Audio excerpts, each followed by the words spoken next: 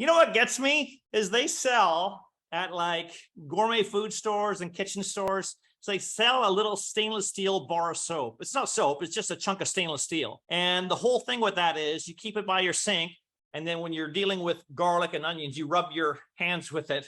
And supposedly the stainless steel will rid your hands of the smell of garlic and onions. So if it actually works, here's what I want to say. And hey, you know what? Before I say anything else, I just want to put a disclaimer out there. If you have one of these little chunks of stainless steel, I'm not here to bust your chops, okay? Apologize if it offends you, but what is the point of spending, they charge you like $5 or $6 for this little soap-shaped bar of stainless steel when I'm washing my hands in the sink and my sink is made of stainless steel. If I turn around over here, my stove and oven are made of stainless steel. My fridge is made of stainless steel. If you look at my microwave, it's made of stainless steel. If you look at my toaster, it's made of, I mean, why don't I just, instead of spending an extra $6 on a chunk of stainless steel, why don't I just molest all my appliances with my hands instead?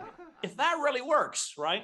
I mean, and again, instead of having all this molestation of your appliances, just wash with cold water. You don't need to spend the $6 on that stuff, folks. You really don't.